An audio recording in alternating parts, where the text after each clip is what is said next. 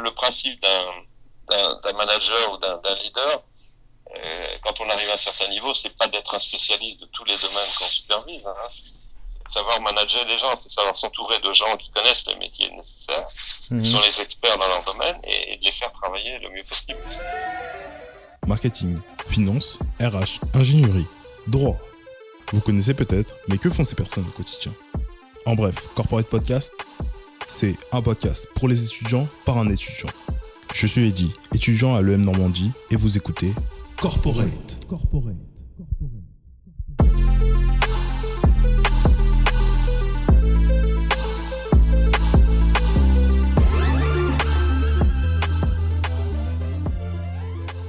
Je m'appelle Christian Blin, je suis diplômé d'une école qui s'appelait à l'époque, c'est l'École supérieure de commerce de Rouen, qui aujourd'hui s'appelle Néomar. J'étais diplômé en 1975, donc c'est pas récent. Mhm. Et donc j'ai fait après diplômé, je suis parti en coopération, ce qu'on appelait VCNA à l'époque, parce qu'il n'y avait pas de coopération en entreprise. Donc je suis parti en Malaisie pendant 18 mois, Mhm. où je travaillais à l'ambassade de France. Donc c'était ma première expérience à l'étranger.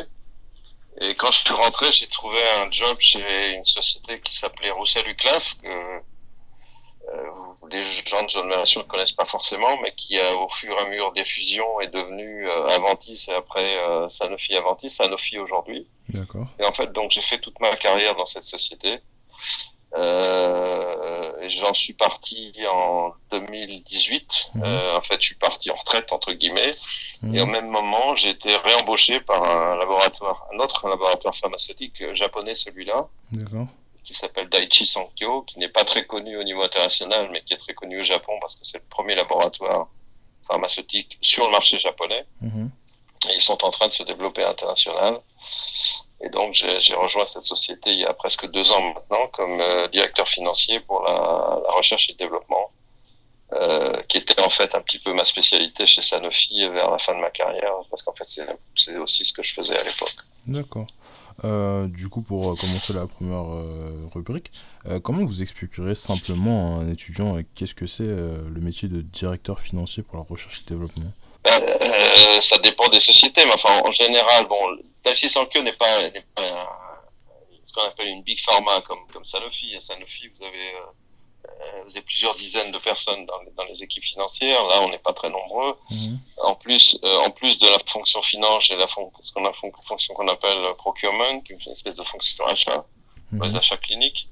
Et donc, donc je dirige une équipe qui est en partie basée aux États-Unis, où moi-même je suis basé, dans le New Jersey, Mhm. et une autre qui est basée dans la filiale au Japon, enfin la D'accord. filiale, la maison mère en fait, au Japon. Et donc le travail consiste sur le plan financier, en fait, nous sommes les responsables de la gestion financière du portefeuille de la recherche et développement Mhm. de la société. Et donc, on est là en soutien des différentes équipes de développement et équipes de recherche afin de les aider à gérer au mieux les ressources qui sont allouées par la direction générale.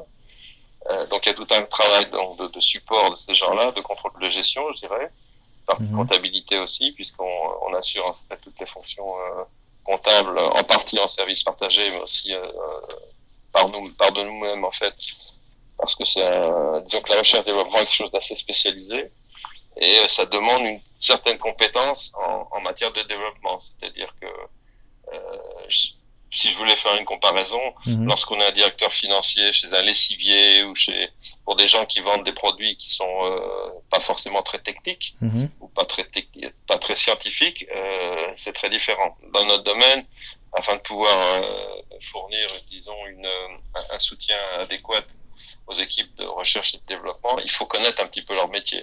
Donc D'accord. ça nécessite pas de devenir soi-même des experts dans le domaine, mais enfin il faut comprendre un petit peu les processus de recherche et développement, enfin dans le domaine pharmaceutique.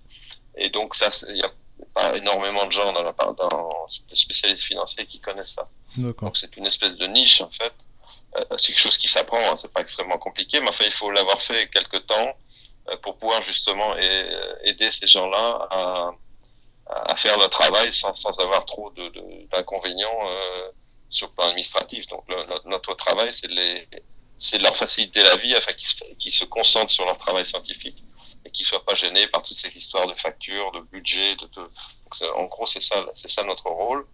En parallèle, on a un portefeuille de produits qui ont été trouvés par la société. Donc on les développe, mais aussi parfois des produits soit qui viennent de l'extérieur, de sociétés de biotechnologie ou de centres de recherche, ou alors nous-mêmes, si on n'est pas un laboratoire qui est développé au niveau international, on peut faire des alliances avec des partenaires. Donc on a fait par exemple cette année, maintenant l'année dernière en 2019, on a signé un accord avec une grosse société pharmaceutique européenne, afin de co-développer avec eux un produit, parce que donc ça nous apporte, d'abord ça coûte moins cher, puisqu'on partage les frais, et puis en plus ça nous apporte une force de frappe de développement qu'on n'a pas forcément par nous-mêmes. Donc ça nécessite aussi de travailler avec ces gens-là, des comités de pilotage, il y a un comité financier, donc moi je suis responsable du comité financier pour la recherche et développement de ce produit-là. Et donc ça c'est aussi un travail en plus. C'est pas très différent de ce qu'on fait pour les produits internes, mais ça demande beaucoup plus de temps, parce qu'il faut, il y a deux parties qui doivent se mettre d'accord systématiquement. Il faut faire du reporting en fait au niveau des deux directions générales, donc c'est un petit peu plus compliqué, ça prend plus de temps, mais enfin le travail reste le même. Voilà. Donc en gros c'est ça qu'on fait sur le côté, je dirais, finance, comptabilité de gestion, contrôle de gestion, pardon. Et puis donc la partie procurement, en fait ça consiste, c'est une équipe de gens aussi au Japon et aux États-Unis, qui négocient avec des gens qui nous aident à développer les produits. Lorsque vous développez un produit pharmaceutique, vous testez vos produits auprès d'un certain nombre de patients, et en fait on passe au travers de sociétés qu'on appelle ça s'appelle, je sais que c'est un CRO, ça s'appelle Contract Research Organizations, qui sont des équipes qui sont dans le monde entier, et donc qui sont connectés à des docteurs, à des hôpitaux, et qui vous permettent en fait de trouver les patients, et qui se chargent en fait de tester des produits en votre nom, et donc afin de négocier les tarifs, ce qu'on paye pour ces gens-là, ça nécessite en fait une équipe de négociation, justement une équipe d'achat, une espèce de service achat, mais aussi très spécialisé. Parce que on n'achète pas des savons, on achète vraiment un service très très sophistiqué. Donc ça demande aussi des gens qui connaissent un petit peu le métier. Donc c'est aussi une espèce de niche dans le service achat global. Les achats cliniques, c'est quelque chose d'assez particulier en fait. Et c'est souvent relié à la finance, parce qu'en fait il y a une complémentarité entre la partie contrôle de gestion de la R&D et aussi la partie achat. D'accord. Donc en gros c'est une vision très très très rapide, une description très rapide et donc mon travail, c'est justement d'animer ces équipes, de les aider à faire leur travail le mieux possible. D'accord. Et de faire des rapports donc à la direction générale et au conseil d'administration du groupe sur le suivi des coûts et des besoins qu'on va avoir dans les années. On fait aussi bien sûr des plans stratégiques. Donc on explique un petit peu sur la base de portefeuille qu'on a les besoins financiers dont on aura besoin dans les 3 ou 5 années à venir. Il y a donc toute une partie de court terme, mais aussi de moyen long terme, qui est la responsabilité des services financiers pour la recherche et le développement. D'accord. Vous avez énuméré un grand nombre d'activités, etc., et qui sont plus ou moins spécialisées. Et du coup, ma question que j'aurais, c'est pourquoi vous avez choisi ce secteur d'activité, que ce soit la finance ou même spécialisé dans... Alors, pour être complètement honnête, je vous ai pas décrit un peu toutes mes années chez Sanofi, mais je vais peut-être le faire. Franchement, j'ai jamais eu de plan de carrière, donc c'est peut-être un peu décevant, mais les choses se sont faites d'une façon naturelle. Donc en fait, lorsque je suis rentré dans cette société qui s'appelait à l'époque Roussel Luclef, qui était un laboratoire pharmaceutique de taille moyenne en France. D'accord. Il cherchait quelqu'un en fait pour l'Asie du Sud-Est, et c'était même pas en pharmacie à l'époque. Ils avaient une division qui s'appelait agrovétérinaire, donc des produits des produits phytosanitaires, des produits utilisés dans l'agriculture, et auquel je ne connaissais rien du tout, mais en fait j'étais embauché à l'époque. Ils cherchaient quelqu'un pour l'Asie du Sud-Est, il n'y avait personne. Et donc j'étais jeune cadre débutant, ils m'ont envoyé là-bas. Pas parce que je connaissais les produits, mais parce que je connaissais la région. Parce que j'avais passé 1 an et demi là-bas. D'accord. C'est là que la coopération était quelque chose de très important pour moi, parce que c'est ça qui m'a ouvert la porte pour ce job, en fait. Donc, je suis parti là-bas. Et donc, je me suis basé au début à Bangkok, après à Singapour. Je suis resté 5 ans là-bas. Et après, je suis rentré en France, parce qu'en fait, personne ne me connaissait. Et donc, en France, donc j'étais à ce moment-là, j'étais plutôt commercial, en fait. D'accord. Quand je suis rentré en France, je suis resté dans la partie commerciale. Et j'ai toujours travaillé à l'international. Même quand j'étais basé en France, j'ai travaillé en partie sur le Moyen-Orient, en partie sur l'Amérique latine. Mhm. Et j'ai fait ça aussi pendant à peu près 5 ans. Et puis après, j'ai demandé à repartir à l'étranger. Donc, on m'a proposé le Japon. D'accord. Donc, je suis parti au Japon. Et donc, ceci explique aussi pourquoi je travaille pour un vendeur japonais aujourd'hui. C'est que dans ma carrière, enfin, j'ai travaillé 9 ans au Japon. Mhm. La première fois 7 ans. Et donc, ça me donne une petite connaissance du Japon qui a aussi intéressé les gens à qui je travaille aujourd'hui. Parce que quelqu'un qui connaît la R&D, la finance et le Japon, c'est pas très commun. C'est vrai, c'est vrai. Donc voilà, donc et après le Japon où on est resté avec ma famille en fait pendant 7 ans, on est passé à Singapour pendant 2 ans. Je suis parti sur la Chine, basé à Hong Kong pendant 4 ans. Mhm. De retour au Japon pendant 2 ans. Et puis tout ça au travers des fusions. Et bon, là, je suis en train de répondre à la question pourquoi à chaque fois, on m'a proposé un autre job. On m'a dit bon bah voilà, qu'est-ce que tu veux faire? Il y a un truc là, ça t'intéresse? Ok, je repartais à chaque fois parce que à chaque fois la proposition était intéressante et donc j'ai fait de la finance la première fois mes 2 dernières années au Japon. Mhm. Après, je suis reparti en direction générale sur l'Asie du Sud-Est. Mhm. Quand je suis parti en Chine, j'étais aussi directeur général de la filiale agrochimique à l'époque pour la Chine. Mhm. Et quand je suis reparti à l'époque pour Aventis au Japon pour 2 ans, là j'ai refait de la finance.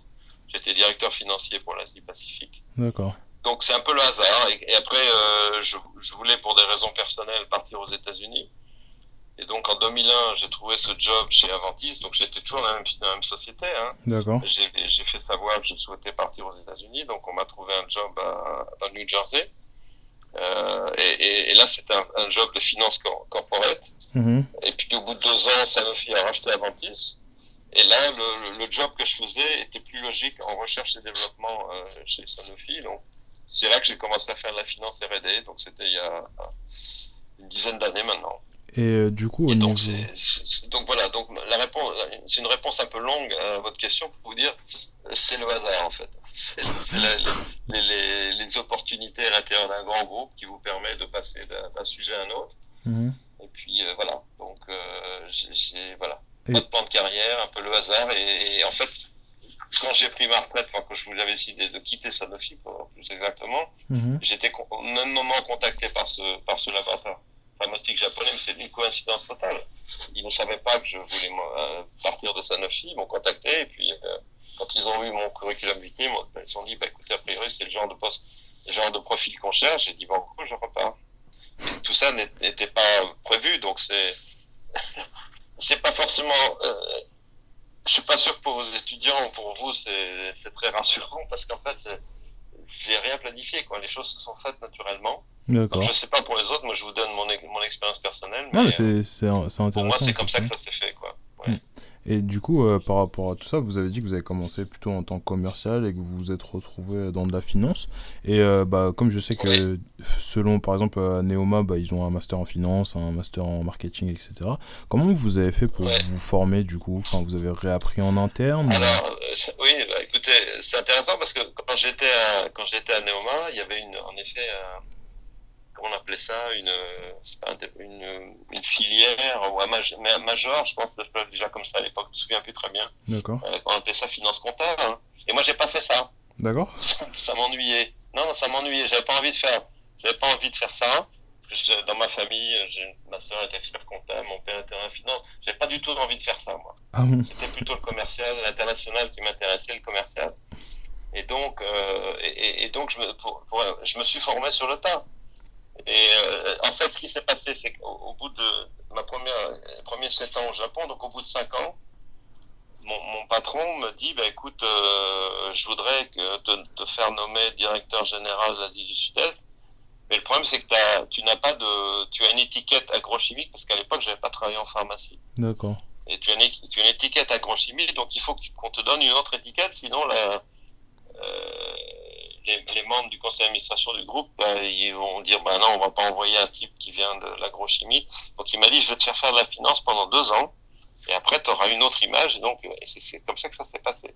Donc j'ai appris la finance par moi-même, sur le tas, avec lui, avec d'autres gens. Donc mais c'est pas bon. C'était le contrôle gestion relativement simple à l'époque. Hein. Je travaillais tout seul, j'avais une secrétaire, donc c'était relativement empirique. Donc j'ai appris comme ça. Et de la même façon, quand j'ai commencé chez Roussel, je connaissais rien de l'agrochimie, j'ai appris aussi sur le tas. Donc je pense que ce sont des choses qu'on fait plus aujourd'hui, surtout dans les grands groupes. Personne n'oserait envoyer un jeune cadre tout seul comme ils l'ont fait à l'époque. Et donc j'ai appris la finance un peu comme ça. Et puis au bout de 2 ans, bon, je suis parti, j'ai fait autre chose. Mais j'avais aussi cette étiquette-là. Donc quand Aventis a été créé, j'avais cette expérience, j'avais cette image d'un type qui savait compter, quoi. Et donc on m'a dit, tu vas faire directeur financier de l'Asie-Pacifique. J'ai dit banco, parce que ça demandait une expérience financière, mais aussi ça demandait une expérience de tous ces pays-là que j'avais. Et donc on m'a donné un espèce de second, un garçon qui était lui un grand spécialiste de la finance. Donc on s'est bien complémenté, parce qu'en fait donc mon boulot, moi, c'était plus de gérer un petit peu tous ces gens-là, parce que donc il y avait 14 directeurs financiers des 14 filiales d'Asie-Pacifique qui me rapportaient. Et donc certains d'entre eux étant certainement des meilleurs financiers que moi, mais avec la personne qui travaille avec moi à Tokyo, donc on a travaillé comme ça en équipe. Et le principe d'un manager ou d'un leader, quand on arrive à un certain niveau, c'est pas d'être un spécialiste de tous les domaines qu'on supervise, hein. C'est savoir manager les gens, c'est savoir s'entourer de gens qui connaissent les métiers nécessaires, qui sont les experts dans leur domaine, et de les faire travailler le mieux possible. Je pense qu'un PDG d'une société n'est pas spécialiste de tous les domaines qui sont sous cette responsabilité. Donc, à partir de là, pour moi, à ce niveau-là, c'était plus un problème. Du coup, par rapport à toutes les tâches que vous effectuez, parce que vous avez fait beaucoup de choses tout au long de votre carrière, et maintenant je pense que vous devez faire encore des choses un peu différentes. Ce serait laquelle de tâches que vous considériez être comme votre tâche favorite, et celle que vous détestez le plus dans votre travail?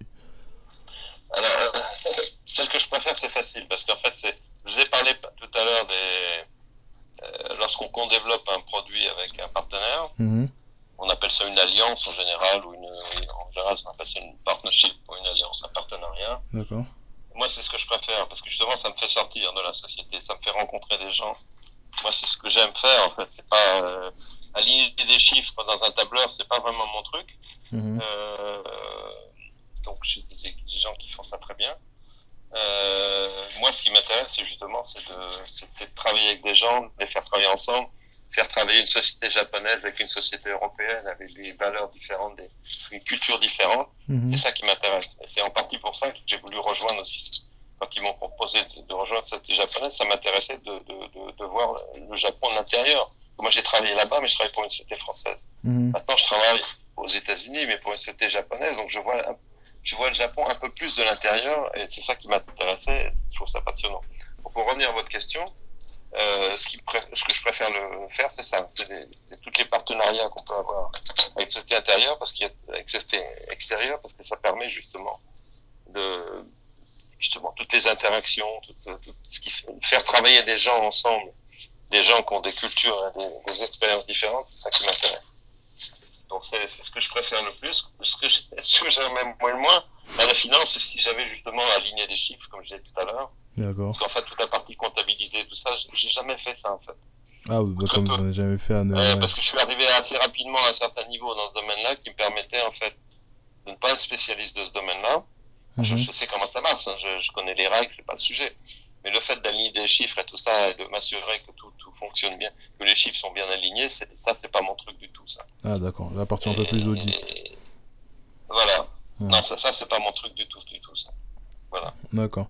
Et du coup, au niveau des qualités humaines, parce que vous avez dit que c'est quand même quelque chose de plutôt important et que vous appréciez beaucoup, ce serait quoi les 3 qualités essentielles que vous diriez, on va dire, importantes pour être un bon vice-président à cette échelle? Je pense que la première chose, il faut être à l'écoute. Il faut écouter les gens avec lesquels vous travaillez. qui sont sous votre responsabilité, Mhm. les gens, vos clients internes et vos clients externes à la société, Mhm. vos patrons bien sûr. Donc je pense qu'il faut être à l'écoute. Et je dirais là, le fait d'avoir une expérience internationale, ça aide parce que quand on arrive dans un pays étranger, on connaît pas la culture, on connaît pas forcément la langue. Mhm. Ben, pour pouvoir s'adapter, il faut observer, il faut écouter, il faut accepter la différence. Donc ça, c'est la première chose. Je pense qu'il faut avoir une certaine rigueur aussi, parce que quand on travaille à l'international, moi, il m'est arrivé de me trouver dans une situation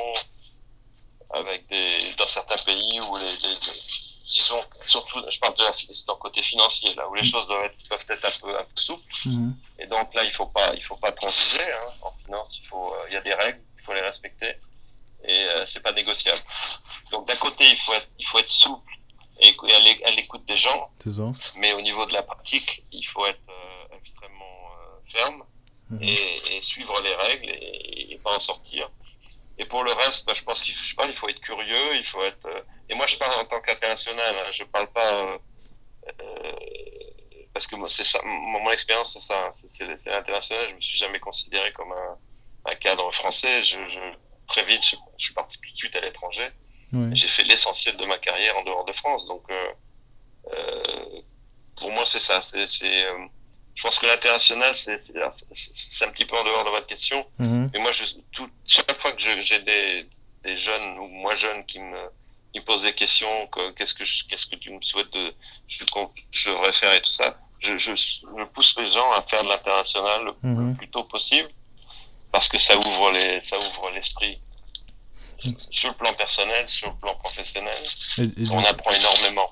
du Parce coup, que quand on tourne toujours dans son système en hexagonal, mhm. bah, on apprend beaucoup de choses. Hein. Je dis pas que c'est pas intéressant, mais c'est plus limité quand même. D'accord. Et ça veut pas dire qu'il faut forcément passer toute sa vie à l'étranger comme moi. Hein. C'est Mhm. pas ce que je recommande. Chacun choisit son style de vie, mais je pense avoir une partie de sa carrière à l'étranger. Aujourd'hui, je pense pour être un manager dans un groupe international, je pense que c'est indispensable. D'accord. Alors, je parle pas des langues, bien sûr, mais en dehors de ça, je pense qu'il y a tout le côté culture. Et du coup, en termes Les gens ne de... travaillent pas de la même façon partout, donc... Pardon? Je voulais vous demander justement en termes de changement de poste, etc. Comme je travaille dans plusieurs pays, est-ce que c'était l'international Oui. le facteur le plus déterminant de vos décisions de changement de poste ou ça a été, je sais pas, l'environnement de travail, le poste en lui-même ou le salaire éventuellement? Bah, c'est-à-dire que moi, j'ai eu beaucoup de chance. J'étais à une époque où il y avait encore beaucoup d'expatriés dans les grands groupes internationaux, Mhm. ce qui m'a permis d'être en fait expatrié, d'avoir un contrat expatrié très très longtemps, ce qui aujourd'hui n'est plus possible. Il y a beaucoup plus de cadres locaux dans tous les pays, Mhm. dans beaucoup de pays. Hein. Donc à l'époque, moi, c'était pas le cas. Donc j'ai bénéficié de cette situation-là. Donc, le côté matériel n'était pas un problème. Au contraire, c'était confortable. Donc il n'y a pas de problème là-dessus. Oui, ce qui m'intéressait, moi, c'était le job. Hein. Quel que soit le pays où c'était. Il Mhm. se trouve que j'ai commencé en Asie, donc on m'a gardé en Asie très longtemps. Mais après, je répète, pour des raisons personnelles, familiales, je souhaitais partir aux États-Unis. Bon, là, à partir du moment où j'avais quand même une certaine image, je disais, dans la société, donc ça permettait de m'adresser à des gens qui pouvaient m'aider Mhm. et qui pouvaient m'aider à trouver quelque chose qui me convenait, mais aussi qui convenait à la société, bien sûr.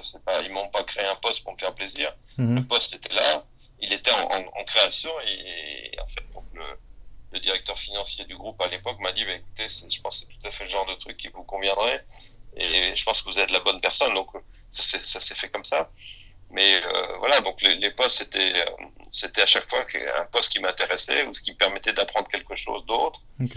Et puis voilà, c'était surtout ça. Parce qu'en fait, faire toujours la même chose, je m'ennuie très vite. Mhm. Et donc, j'ai eu la chance de pouvoir faire des choses très différentes dans des pays, dans des environnements différents. Et donc, j'ai pas vraiment eu le temps de m'ennuyer, quoi. D'accord. C'était ça Et, aussi.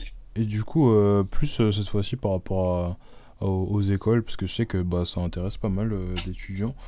Si vous aviez un conseil à donner à vous-même, vous venez d'arriver à Neoma qui ne s'appelait pas Neoma à l'époque, ce serait quoi? Alors, c'est pareil, je suis pas sûr que ce soit un bon conseil, hein, parce que moi, j'ai toujours su que je voulais travailler. Je voulais faire une école de commerce. Mhm. Une école d'ingénieur, c'était pas mon truc. Médecine, c'était pas mon truc. Donc, moi, j'ai toujours pensé que c'était ça que je voulais faire. Mhm. Et l'international m'a intéressé très vite. Et en fait, j'ai fait énormément de choses euh, dans l'école. Mais, par exemple, bon, Associatif. la troisième année, je me suis présenté au bureau des élèves. Mhm. La liste sur laquelle j'étais n'a pas été élue. On a été Mhm. battu par une autre liste. Mais en fait, on a travaillé ensemble. Donc finalement, je me suis retrouvé à travailler justement pour le bureau des élèves. Mhm. J'ai créé, moi j'aime beaucoup l'automobile, donc avec plusieurs personnes on avait créé un club automobile. Bon, moi j'ai fait beaucoup d'activités comme ça, Mhm. hors curriculum, je dirais. D'accord. Ça m'intéressait beaucoup. Et ça m'a aidé aussi parce qu'en fait c'est une des activités que j'ai créées à l'époque. On a fait une exposition commerciale, je dirais, à l'école. Le Brésil était très à la mode à l'époque sur le plan économique. Mhm. Et donc, on a fait une exposition, on a fait venir des sociétés françaises et en coopération avec le Brésil, l'ambassade et tout ça. Et Mhm. donc, grâce à ça, on a pu démarcher des sociétés françaises. Et j'ai pu partir au Brésil avec cet étudiant, cet ami. Et on est parti pendant un mois et on a fait des études de marché là-bas. Mhm. C'est ça qui m'a donné un peu le virus de l'international. Je me suis dit, tiens, il y a un truc qui me... Et c'est ça, c'est en dehors des cours que j'ai appris ça. Ah, C'est en d'accord. faisant de... Donc pour moi si je me suis... mes 3 années là-bas, c'était ça. Ce que j'ai appris, c'est là que j'ai appris qu'on pouvait travailler à l'international. Mhm. Et donc je dis pas que le diplôme m'a pas servi, mais que les cours m'ont pas servi. Au contraire, j'ai certainement appris beaucoup de choses. Mais moi, j'ai fait beaucoup de choses en dehors des cours. Mhm. Je suis allé au cours, hein, attention, mais je faisais beaucoup de choses en dehors. Et pour moi, c'était le truc qui m'a vraiment branché. Donc voilà, donc je pense que c'est parce que c'était tellement différent que sortant du lycée ou de la classe préparatoire où vraiment on bachote. C'est pas très c'est intellectuellement stimulant, mais je veux dire, c'est vraiment en circuit fermé. Mhm. Là, c'était vraiment une ouverture sur le monde, sur la société, sur le plan de la société économique. Et ça, c'est ça qui m'intéressait, moi, parce que c'est vraiment, j'avais l'impression de respirer. D'accord. Donc, c'est pour ça que je trouve que j'ai eu très vite besoin de faire autre chose que les cours. Et donc, je me suis lancé dans ces activités-là, extracurriculum, en fait. Donc, D'accord. je pense que c'est une bonne chose. Moi, je vois, ma fille a fait ses études aux États-Unis, donc aux États-Unis, c'est quelque chose qui est très développé aussi. En Mhm. dehors des cours, il faut faire beaucoup de choses, que ce soit au lycée ou à l'université. Je pense que c'est une bonne chose en fait. D'accord. Et du coup, en parlant de respirer, de choses positives, c'est quoi le souvenir que vous considériez comme étant votre meilleur souvenir en carrière? À l'école ou après? Non, non, en carrière professionnelle. Bah, je pense que c'est tous les pays. Tous les pays dans lesquels Mhm. j'ai habité, parce que j'ai des souvenirs dans tous ces pays-là. Et pour moi, c'est difficile de dire un en fait. C'est un ensemble. C'est une vie en fait, une Mhm. vie professionnelle qui m'a amené, alors non seulement dans les pays dans lesquels j'ai habité, hein, donc je vous ai parlé de la Thaïlande, de Singapour, de la Malaisie quand j'étais un coopérant, le Japon, la Chine avec Hong Kong, maintenant les États-Unis. Mhm. Donc c'est quand même beaucoup. Et en plus, j'ai voyagé dans énormément de pays en plus. Donc Mhm. j'ai rayonné dans l'ensemble de l'Asie-Pacifique. J'ai fait pratiquement tous les pays de l'Amérique latine, le Canada bien sûr. Donc j'irai en dehors de l'Afrique. Je suis allé un peu partout professionnellement. Mhm. Et pour moi, c'est ça que je retiens en fait. D'accord. C'est les voyages et aujourd'hui, quand on part en vacances, la plupart du temps, on part à l'étranger parce qu'on a l'habitude de faire ça. Mhm. C'est quelque chose de naturel en fait. Donc D'accord. je dirais, pour moi, c'est ça. C'est la vie internationale. C'est ça ce que je retiens en fait de toutes ces années. D'accord. Normalement, à cette partie du podcast, je suis censé commencer à vous parler de l'entreprise en elle-même, et etc. Mais vous nous avez déjà donné, je pense, assez de détails vis-à-vis de ça. Donc, on va passer à la partie directement sur les passions. Du coup, ma question pour vous, Christian, ce serait quels sont vos passe-temps hors du travail? Ben, parce qu'en fait, j'ai un peu moins maintenant, mais pendant très très longtemps, j'étais souvent en déplacement. Mhm. parce que j'étais dans des jobs régionaux ou quand j'étais en Chine, la Chine c'est un pays énorme, donc c'est souvent sur la route. Mhm. Et donc en fait quand je rentre chez moi, j'aime bien un peu me décompresser. Mhm. Donc c'est pas très original ce que je vais vous dire, mais par exemple pour moi la lecture c'est quelque chose d'important. Mhm. Ça me permet voilà, de décompresser un peu. Qu'est-ce qu'il y aurait d'autre je sais pas, bien manger, c'est quand on est français, c'est important aussi. Donc c'est quelque chose aussi qui est bien. Moi, la nourriture, j'ai découvert énormément de nourriture dans le monde entier, D'accord. et je me suis aperçu que la cuisine française restait certainement une des meilleures du monde, C'est vrai. parce qu'on la retrouve un peu partout. Et donc moi, je l'apprécie un peu partout. Mais il y a énormément d'autres cuisines en Asie et ailleurs. Mhm. Donc je dirais bien manger, c'est important. Mhm. Pour le moral, c'est important. Il m'est arrivé des fois d'être au fin fond de je sais pas quel pays et en déplacement professionnel et le soir, bah, c'est sympa de se retrouver devant une table agréable avec des collègues et puis à discuter et de bien manger. Bon, ça requinque en fait. Donc C'est vrai. la C'est vrai. nourriture c'est important. C'est un vecteur de culture important. Moi, je sais que j'ai fait beaucoup De de rencontres. relationnel avec ça. Mhm. Parce qu'on s'aperçoit que bon, la nourriture est importante en France, mais elle est importante partout. Et moi, je crois que les Français sont un peu comme ça, sont assez ouverts sur la cuisine. Mhm. Donc moi, j'ai souvent apprécié la plupart des cuisines dans les pays où j'étais. Et ça, les gens aiment ça. Mhm. Si vous arrivez à l'étranger et que les gens voient que vous appréciez leur nourriture, ça rapproche. C'est vrai. C'est C'est curieux. vrai. Si vous parlez un peu leur langue, c'est vrai, mais c'est plus compliqué. La Mhm. nourriture, c'est immédiat. On n'aime pas. Et moi, je sais que j'ai parfois fait la différence avec certains collègues, pas forcément français d'ailleurs, euh, parce que eux, ils osaient pas ou ils aimaient pas. Mais moi, je mangeais tout. Mhm. Et ça m'a aidé professionnellement, ça m'a aidé. Ça semble idiot, hein. Mais ça, les gens vous regardent d'une façon différente parce qu'il y a, C'est un signe d'ouverture ils mangent d'esprit. comme moi. Voilà, c'est bizarre, hein. Mhm. Et c'est valable dans tous les milieux. Moi, j'ai travaillé dans l'agrochimie, donc des fois, on déjeunait ou le soir avec des agriculteurs, des paysans d'Asie ou des gens de conditions très modestes, mais le fait de manger avec eux, de manger comme eux, Mhm. ça, ça aide dans les affaires. C'est vrai. Bon, C'est vrai. voilà, bon, je pense que je vous réponds pas directement à votre question, mais Oui, vous j'ai pas avez. énormément de passion en fait, parce que en fait, bon, quand on travaille à un certain niveau, on a quand même pas mal de boulot. Mhm. Donc voilà, bon, je dirais c'est un peu ça, oui. Et du coup, hors boulot, hors école, etc., parce que vous avez quand même fait beaucoup de choses, voyagé dans plein de pays, etc. Et moi, la question que j'aurais pour vous, c'était quoi votre métier de rêve quand vous étiez plus jeune? Je sais pas Vous avez pas ce dit que de... ça pouvait être. Je sais Généralement, pas. les Moi, enfants, ils veulent être astronautes. j'adore toujours l'automobile, hein, donc Mhm. je sais pas, quand on est gosse, on a j'ai peut-être rêvé d'être coureur automobile, j'en sais rien, c'était pas vraiment mon truc. Mhm. Mais bon, j'ai fait de l'avion aussi. Quand j'étais coopérant, j'ai appris à piloter un avion. Mhm. Puis je me suis aperçu que finalement, c'est pas ce que j'avais envie de faire non plus. Mhm. Euh, je sais pas. Oui, peut-être coureur automobile Coureur à une automobile. époque certainement. Mais j'ai pas vraiment. C'était un rêve de gosse quoi. Voilà. Comme on a tous un jour. C'est vrai, mais bon. Mais ouais. C'est important les rêves de gosse. Surtout parce que je pense que pour beaucoup d'étudiants, c'est un Ouais. Enfin, peu. quand on les réalise pas, ça change pas grand-chose. Oui, c'est vrai. Ouais. Ceux qui arrivent à les réaliser, c'est sûr, c'est important, hein. Mhm. Est-ce que vous auriez un livre à conseiller à notre audience? Un livre. Oui. Ah, ça c'est une colle. Parce que j'en lis beaucoup, mais souvent des livres américains d'ailleurs. Je viens de Ah, terminer un livre en anglais ou en français, euh, hein, de, je pense. de, de l'ancienne secrétaire d'État de Bush, Bush fils, Mhm. Condoleezza Rice, qui a Mhm. écrit un bouquin il y a quelques mois, qui explique un petit peu l'évolution, enfin l'envers du décor au moment de la chute du mur de Berlin et tout ça. Donc c'est des périodes que j'ai vécues, bien sûr. Donc ça, pour moi, j'ai trouvé ça intéressant. Mhm. Là, j'ai commencé cette semaine de lire. Alors, une fois de plus, c'est un Américain.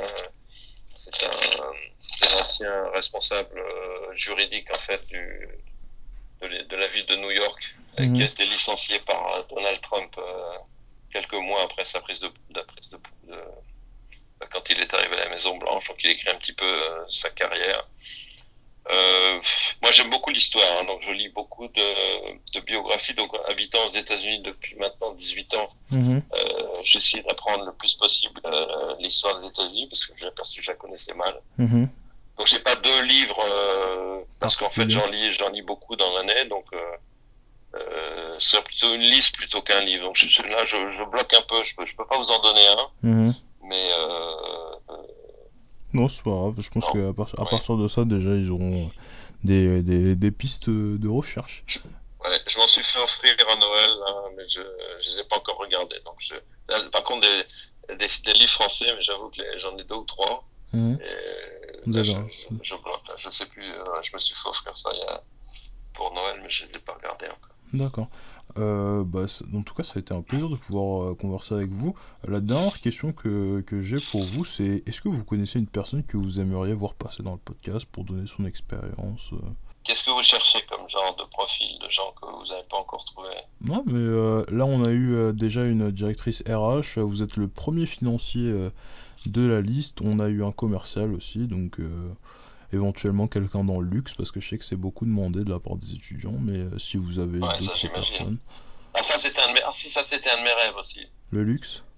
De travailler chez des gens, Louis Vuitton n'était pas ce qui est devenu à l'époque, mais c'était déjà bien parti. J'ai même postulé à une époque quand j'étais au Japon, et ça n'a pas pu se faire. Pas chez eux, mais chez quelqu'un d'autre. Et ça c'était un de mes rêves, par contre, oui, de travailler dans le luxe. Je pensais pas vendre des produits phytosanitaires au départ. Je préférais vendre mais voilà, support professionnel, ça a été aussi j'avais envie de faire ça au début, puis ça s'est pas fait en fait. Non, dans le luxe, franchement, je connais personne. Après, j'avais une bonne amie chez L'Oréal, mais malheureusement, elle n'est plus avec nous. Non, je connais personne en fait. Dans le luxe. Dans le luxe. Et autrement que dans le luxe, juste quelqu'un que vous admirez particulièrement ou que vous pensez pourrait donner une expérience un peu différente. Et quelqu'un qui a fait une école de commerce, quoi, qui a un profil commercial, quoi. Oui, ou ingénieur ou quoi que ce soit, enfin qui a fait des études et qui travaille quoi maintenant. Parce que moi je suis vraiment déconnecté de la France aujourd'hui. Parce que comme je suis parti en 86, donc ça fait longtemps. Donc j'ai gardé quelques amis, ils sont tous en retraite aujourd'hui. Je suis seul à continuer à travailler. Non, je suis pas sûr de pouvoir vous aider là. Bon. Je vais réfléchir. Si je pense à quelqu'un, je vous ferai un texto, mais là. D'accord. Pas de soucis. Des beautés comme ça, je vois pas. Je vais réfléchir. D'accord. Bon, en tout cas, ça a été un plaisir de pouvoir échanger avec vous. Je pense que votre expérience a pu donner pas mal d'idées aux étudiants. Et je pense que ça a aussi été une conversation très enrichissante vis-à-vis du fait que vous avez fait beaucoup de pays. Et la dimension internationale, c'est quand même quelque chose qui est vachement présent en école de commerce, que ce soit au niveau de la promotion, même au niveau des programmes. Donc je pense que ça en aura pu en apprendre à plus d'un. En tout cas, merci. J'espère que si ça peut aider quelqu'un, c'est avec plaisir. Merci à vous. Et je vous souhaite une bonne soirée.